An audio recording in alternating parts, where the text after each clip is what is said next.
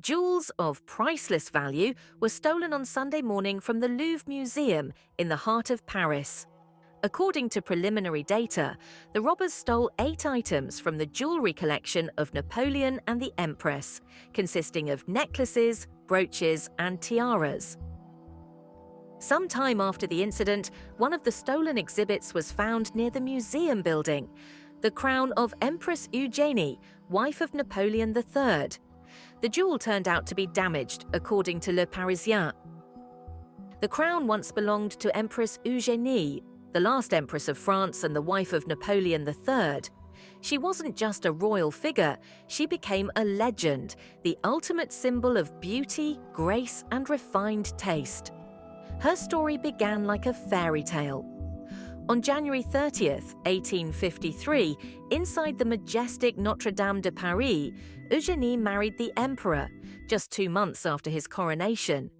Yet, even on her wedding day, she revealed her character, refusing to accept a diamond necklace worth 600,000 francs from the city of Paris and asking to donate the funds to charity instead. The gesture caused a sensation. Parisians greeted their new empress with thunderous applause. Delicate, slender, and regal in her bearing, Eugénie redefined what femininity meant. What was once seen as a flaw, a slim figure, she turned into the height of elegance. Mid-19th century Paris became the fashion capital of Europe thanks to her influence. Descriptions of her outfits were transmitted daily by telegraph, inspiring women from St. Petersburg to Philadelphia to order dresses à la Eugénie and slim down to match her silhouette. But fashion was only part of her power. Eugénie set new trends. She made seaside holidays the ultimate aristocratic pastime. For her, Napoleon III built a grand villa in Biarritz, Villa Eugénie, which would later become the Hôtel du Palais. In winter, the imperial couple glided across the frozen lake in the Bois de Boulogne, turning ice skating into the new Parisian craze. Napoleon III trusted his wife completely. In 1859, during his campaign in Italy, and again in 1865 while he was in Algeria, Eugénie effectively governed the nation. The woman who entered the world stage as a romantic heroine became a powerful political figure. One of the most dazzling symbols of her reign is her crown. Created in 1855 by court jeweller Alexandre Gabriel Lemonnier for the Paris World's Fair, the masterpiece was adorned with diamonds, emeralds, and delicate patterns of vine leaves, eagles, and honeysuckle. The matching crown made for Napoleon III was later melted down. Eugénie's crown, however, survived, a glittering reminder of the splendor of the Second Empire. The Ministry of Culture later released a list of the missing jewels. In addition to the crown of Empress Eugenie, the thieves stole a tiara, a necklace and earrings from the sapphire set of Queen Maria Amelia, an emerald necklace and earrings belonging to Empress Marie-Louise, a diamond reliquary brooch, a diamond decoration in the form of a bow of Empress Eugenie, as well as Eugenie's diamond and pearl tiara. The sapphire parure is far more than a set of royal jewels. It is a silent witness to centuries of power, beauty, and shifting empires. 2 women, bound by history, Marie Antoinette and Joséphine de Beauharnais, shared a passion for the same mesmerizing gemstone, the sapphire. Both were icons of style, both had striking blue eyes, and both adored fine jewels. And it was sapphires, shimmering with royal blue fire, that became their signature. No one knows for sure who created the original sapphire set for Marie Antoinette. What we do know is that it contained 29 extraordinary Ceylon sapphires, surrounded by an ocean of flawless diamonds. Stones so radiant they seem to hold pieces of the sky. From Marie Antoinette to Joséphine, the wife of Napoleon I, was famously addicted to jewels. After the French Revolution, the nation's jewelers were struggling to survive, and her insatiable love for precious stones practically saved them. Between 1804 and 1806 alone, over 6 million francs were spent on her wardrobe and jewellery. Among her many treasures, Marie Antoinette's sapphire parure became one of her absolute favourites. She often wore it for official portraits, immortalising her image as both empress and fashion icon. Hortense and the royal legacy. After Josephine's death, the parure passed to her daughter, Hortense de Beauharnais, stepdaughter of Napoleon and Queen of Holland. Like her mother, she adored jewels, and the set was valued at 84,000 francs in the royal inventory. In 1821, Hortense sold the set to Louis-Philippe I, who purchased it for his wife, Marie-Amélie of Naples. The Queen Consort modified the design slightly, shortening the necklace and tiara, but the earrings remained untouched, preserving the elegance of their first royal owner. A brooch and comb from the set were gifted to her brother Eugène de Beauharnais and later found their way into the Swedish royal collection. Eternal brilliance. After its long journey through Europe's royal houses, the sapphire parure found its final home in the Louvre. It no longer adorns a single woman. It tells the story of many, queens, empresses, and an era when jewels were more than ornaments, they were symbols of power, beauty, and destiny. When Napoleon I married Marie-Louise, Duchess of Parma, on April 1, 1810, it wasn't a love story, it was a political strategy. But among the dazzling gifts meant to soften the heart of the young Austrian Archduchess, one piece stood above the rest, the emerald necklace, a masterpiece of imperial splendor. Crafted in 1810 by court jeweler François Regnault, the necklace was Napoleon's wedding present to his bride. Composed of 32 emeralds and over 100 diamonds, arranged in an elegant garland design, it was more than jewelry. It was a statement of power. Napoleon had chosen Marie-Louise not out of passion but politics. At just 18, she was the daughter of the Austrian emperor and the grandniece of Marie Antoinette. She did not love him, and he knew it, so he set out to conquer her with gold and gemstones. Among his gifts was a stunning emerald parure, a tiara, necklace, earrings, and comb. Created by the renowned jewelers Marie-Étienne Niteau and François Regnault Niteau, founders of what would become Chaumet. They sourced some of the finest Colombian emeralds of their time, totaling around 290 carats. 12 of the gems were cut in the rare briolette style, teardrop shapes almost impossible to achieve with fragile emeralds. In total, the parure included 138 emeralds, more than 2,500 diamonds, gold and silver, about 700 carats altogether. The central stone of the necklace alone weighed 13.75 carats. Napoleon's empire fell just 4 years later. When he was exiled in 1814, the emerald parure, a personal gift, not a state treasure, left France with Marie-Louise. She never followed him into exile. Instead, she remarried twice, living her own life far from the shadow of the emperor. But the jewels, she kept them until the end. Marie-Louise, Duchess of Parma, died in 1847 at the age of 56, leaving behind a complicated love story and one of the most breathtaking jewelry sets of the 19th century.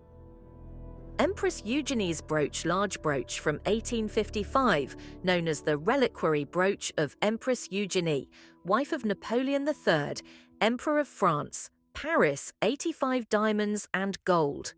For the 1855 World's Fair, Emperor Napoleon III ordered some precious stones from the regalia of the French crown to be remounted to create magnificent pieces, particularly for his wife Eugenie.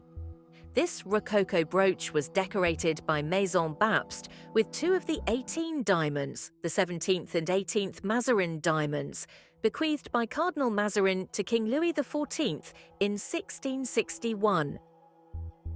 Among the dazzling jewels worn by Empress Eugenie, wife of Napoleon III, one piece stands above all, the diamond bow brooch. More than just jewellery, it is a symbol of the glamour and elegance of the Second French Empire. Created around 1855 by the renowned jeweller Francois Kramer, the brooch is a masterpiece of craftsmanship. Shaped as an airy sculpted bow, it is set with old-cut diamonds, brilliant and European cut. 2 tassels made of 5 sparkling cascades of diamonds hang delicately from the bow. The piece measures 9 by 4.5 inches and bears the maker's mark. It originally came in a red leather case stamped Diamant de la Couronne de France, the diamonds of the French crown.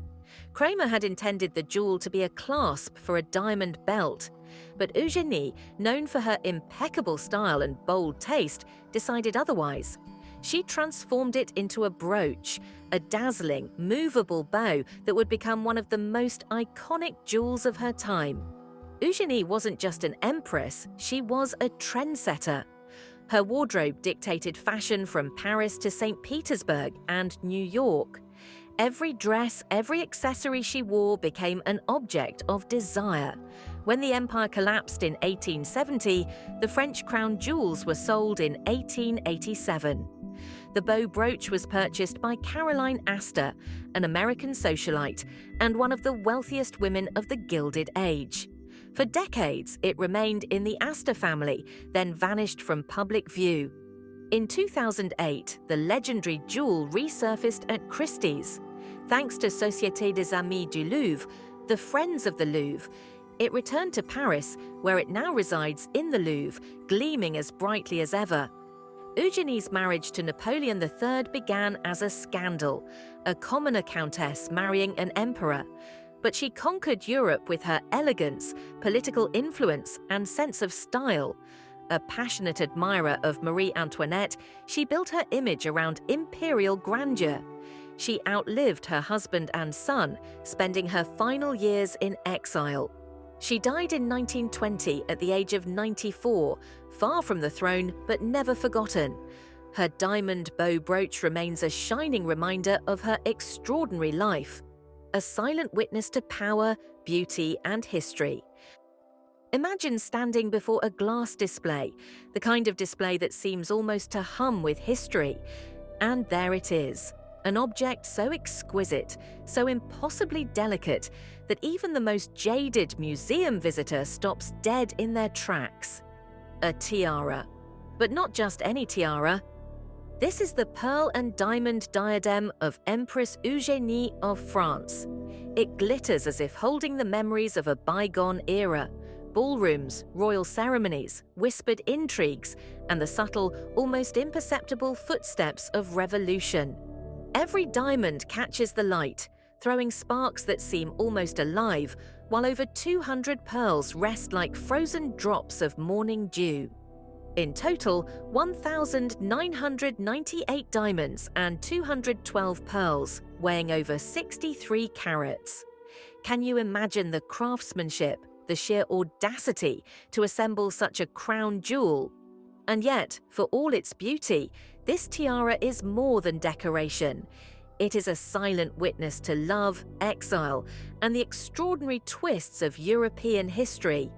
The story begins in 1853.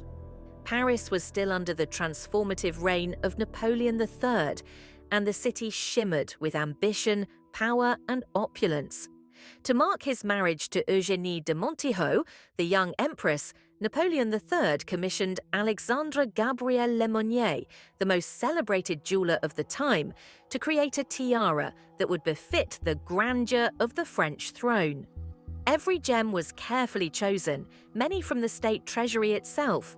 Diamonds once worn by Maria Louisa, the second wife of Napoleon I, and the delicate pearls that would give the tiara its soft, ethereal glow. The result was breathtaking, a perfect balance of imperial authority and feminine elegance. A jewel that seemed to capture the very soul of the Second Empire. Eugénie adored it, wearing it for portraits, grand balls, and state ceremonies. And yet, no matter how securely it was guarded, history has a way of turning treasures into fugitives. The path of the tiara after the fall of Napoleon III reads like a thriller. When the Franco-Prussian War erupted in 1870, Eugénie and the imperial family faced catastrophe. The French army was defeated at Sedan, and Paris erupted into revolution. The Empress fled the Tuileries Palace, her life and legacy abruptly uprooted. With her young son in tow, she escaped to England, settling near London, a city that would become a temporary haven. The tiara, like many royal possessions, changed hands quickly during these turbulent years, slipping from the grasp of a fleeing empress to private collectors. By 1887, the tiara was sold alongside the other imperial jewels. 3 years later, it was acquired by one of Europe's oldest and most illustrious families, the House of Thurn and Taxis, a family whose roots stretched back to Roman patricians and who had for centuries been intertwined with the currents of European nobility. In the hands of the Thurn and Taxis family, the tiara became more than a jewel. It became a family heirloom, a centerpiece in weddings and formal events. It crossed generations, witnessing both celebrations and tragedies. Yet, even in the sanctuary of aristocratic halls, history's shadow lingered. Financial crises, unexpected deaths, and changing times would eventually force the family to part with this masterpiece. In 1992, Princess Gloria, burdened with massive debts after her husband's death, made the heart-wrenching decision to sell the tiara. It was a farewell to centuries of personal and political memory, but also the beginning of a new chapter. The Louvre acquired it, where it now rests, not just as a museum piece, but as a storyteller, a glittering ambassador of a France that no longer exists, and of an empress whose legacy is inseparable from the sparkle of her beloved tiara. Eugénie de Montijo was born in 1826 in Granada, Spain, into a noble family with Spanish, French, and Scottish roots. From the start, her life seemed destined for grandeur. But nothing could have prepared her for the whirlwind of Parisian society. In 1851, she appeared at her first official ball in the Élysée Palace, a young woman whose beauty and poise commanded attention. She caught the eye of Louis-Napoleon Bonaparte, then President of the French Republic, a man whose ambition and charisma matched her own elegance. 2 years later, in 1853, their union was celebrated in a ceremony that seemed to mark the beginning of a golden era. In Notre Dame Cathedral, Eugénie was crowned not just as a bride, but as the future Empress of France, stepping into a role that demanded both dignity and spectacle. The tiara she wore that day, Lemonier's masterpiece, was far more than ornamentation. Each of its 212 pearls and nearly 2,000 diamonds told a story. The diamonds sparkled like captured starlight, while the pearls seemed to hum with a soft, unspoken melody of centuries past. Some of the gems had belonged to Maria Louisa, others to the Duchess of Angoulême. Together, they formed a living tapestry of European history. When Eugénie donned it, the tiara transformed her from a noblewoman into a symbol of empire, embodying the power, elegance, and cultural ambition of Napoleonic France. In portraits and public appearances, it became inseparable from her image, a glittering icon of an age that would soon crumble. Yet, even the brightest jewels cannot halt the march of history. By 1870, the French Empire was under siege. The Franco-Prussian War erupted, and the French army suffered catastrophic defeats. At the Battle of Sedan, Napoleon III himself was captured, and the once mighty empire collapsed almost overnight. Paris erupted into revolution, the Tuileries Palace was abandoned, and Eugénie was forced to flee. With her son, the young prince, she sought refuge in England, finding temporary solace in the calm of the English countryside. It was a sharp contrast to the opulent halls of Paris she had once called home, a place where her tiara had been a crown of splendor, now reduced to a memory she could carry only in her heart. The tiara's journey mirrored the turbulence of Europe itself. Once safely in private hands, it passed into the ownership of the Thurn and Taxis family, one of the oldest aristocratic dynasties on the continent. They preserved it carefully, using it in family weddings and major events, where it shimmered under candlelight and drew admiring glances from every corner of the room. Over the decades, it witnessed both joy and sorrow, weddings, births, the deaths of heirs, and the gradual decline of aristocratic power. Its history was inseparable from the fate of those who wore it, a silent witness to the fragility of fortune, the fleeting nature of influence, and the unyielding passage of time. By the late 20th century, the tiara's story took a dramatic turn. Princess Gloria, widow of Prince Johannes of Thurn and Taxis, faced an almost unimaginable financial crisis. The death of her husband left her responsible for debts totaling hundreds of millions of dollars. To secure her family's future, she was forced to part with treasures that had been in her family for generations. Among them was the Empress Eugenie tiara, a jewel that had survived revolutions, wars, and centuries of upheaval. Its new home would be the Louvre, where it could be admired safely, not merely as a museum artifact, but as a storyteller of Europe's grandest, most turbulent era. And there, behind the glass, it continues to sparkle, whispering tales of power, exile, love, and loss.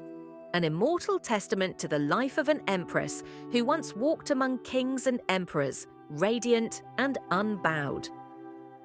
The Empress Eugenie tiara is not just a piece of jewelry, it is a masterclass in craftsmanship, a testament to the skill of Alexandre Gabriel Lemonnier, Paris's most celebrated jeweler of the mid-19th century. Imagine the painstaking process of selecting nearly 2,000 diamonds, each one carefully examined for clarity, cut, and brilliance. Every pearl had to be perfectly matched, not just for color and size, but for luster and the way it would catch the light in concert with the diamonds. The final effect is mesmerizing. The tiara scatters light like a constellation brought to earth, each gem reflecting centuries of history, aristocratic ambition, and refined artistry.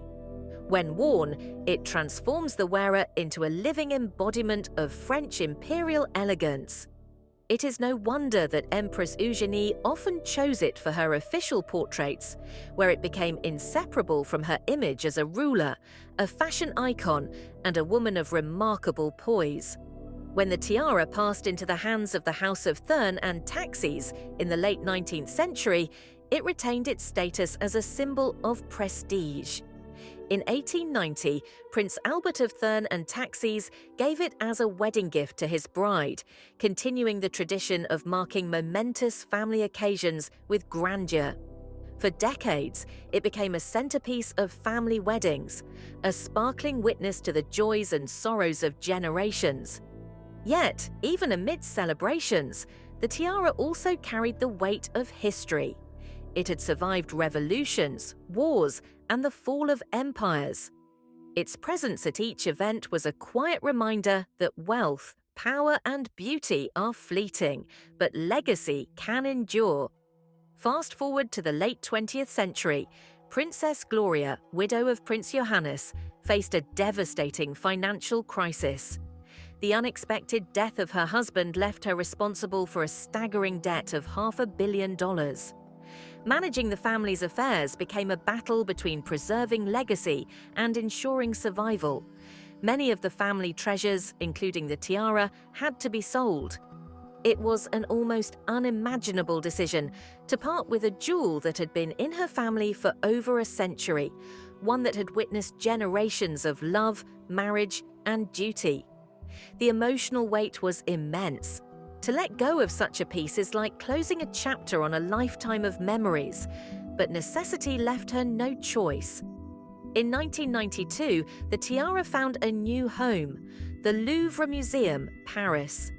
The gift came through the Society of Friends of the Louvre, ensuring that this historic masterpiece would remain accessible, not just as a display of wealth and artistry, but as a storyteller. Visitors who gaze upon it can almost imagine the hush of a Parisian ballroom, The whisper of silk gowns, the flash of diamond against candlelight, and the quiet dignity of an empress who once wore it. It tells stories not only of Eugenie herself, but of the dramatic upheavals of 19th century Europe. The fall of empires, the exile of royalty, and the ever-shifting landscape of power and fortune. The tiara, though silenced behind glass, speaks louder than any written history. It is a jewel that survived centuries of human ambition, conflict, and devotion, and now stands immortal, shining for anyone who comes close enough to see. Even today, the tiara evokes a fascination that transcends time. Scholars and enthusiasts marvel at its precision and artistry, while casual visitors are drawn to its sheer brilliance, often lingering long after other exhibits have faded from memory. And in every sparkle, there is a story of an empress born in Granada who became the most photographed woman of her time, of a jewel that witnessed wars and revolutions, exile and survival, of aristocrats who cherished it as part of their family heritage, and of a museum that now preserves it for generations yet to come. The Empress Eugenie tiara is more than a jewel. It is history crystallized, a fragile yet enduring symbol of human ambition, artistry, and the ephemeral nature of power. Thieves stole 9 items from the jewellery collection of Napoleon and the Empress, including a necklace, a brooch, and a tiara. They did not take the largest diamond, the famous Regent diamond weighing more than 140 carats. The criminals fled by car in the direction of the A6 motorway. There is a risk that the kidnappers could have already sold the jewellery for melting, as was the case in September with the gold nuggets stolen from the Natural History Museum, the newspaper noted. The Natural History Museum in the 5th arrondissement of Paris was robbed on the night of September 16th. The thieves took out 6 gold nuggets worth €600,000. Some date back to the 18th and 19th centuries. One of the nuggets found in Australia weighed 5 kilograms and was the size of a soccer ball. The criminals sawed through the door with a grinder and then broke into the showcase with a blowtorch.